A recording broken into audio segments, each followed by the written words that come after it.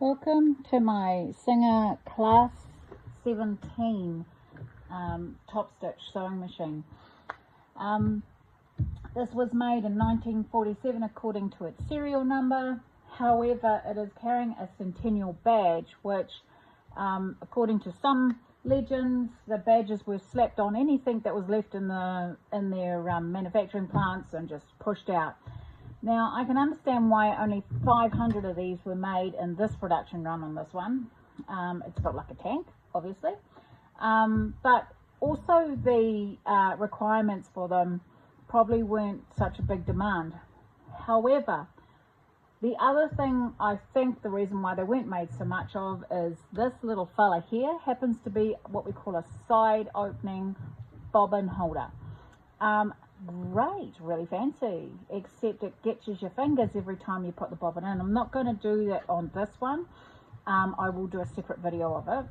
However, the next one after this, so this is a 17-8, then the 1723 has an osculating bobbin housing, which is so much more user-friendly. You just flip it out, put it in, and then it goes again. This one, you've got to get this out, you've got to do a whole lot of other things, and then the tension goes out.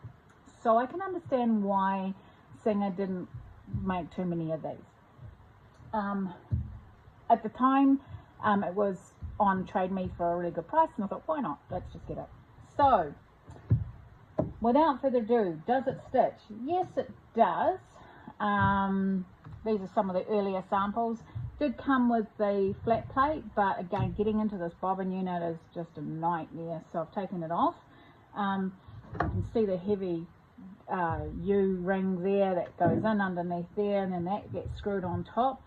This is supposed to open and close, but it's I need to do some work on that and get it polished up and things. So I might actually take it to the local chroma so that it's more flat, polished surface. Anyway, does it sew? Yes, it does sew, but you do feel like a safe cracker with the tension. So on this one, sewed really well, and then all of a sudden, yeah, nah, I don't want to do it anymore, which I thought was really interesting. So some more tension playing around. So, it says that the top tension is, when it's loose underneath, that the top tension needs doing. Well, no, not necessarily. It could also be your pressure foot, could also be your needle. It could also be that this is too tight or too loose. So it is a matter of being a safe cracker with this one. And I think that's one of the reasons why it didn't get made so many times. So anyway, without further ado, now this is not a walking foot. It has speed dogs, but it makes this really cool little noise. Now you need to grab your threads and you need to hold them when you start your first one. So I've been finding dropping that first. I've put a modern servo on this, but listen to this. Now the servo unfortunately is a little more powerful than I would like it to be. And as you can see, there's still oil coming out from that leaf cleaned oil that I just gave it.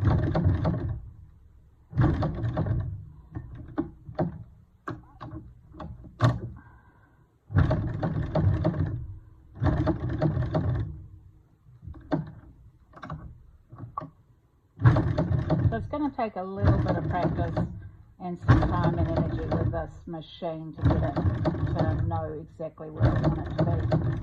But that's about the size of it. So press your foot up, make sure your needle is up as much as possible. Thread comes out. I'll wipe that oil off there. It'll condition the leather while I'm at it. So I have been fiddling around with it. That's much better than what it was before.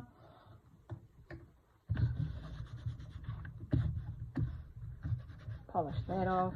Makes it a bit deeper as well. So I'm just making little applique runs just to sort of till I get used to how this machine works. So enjoy.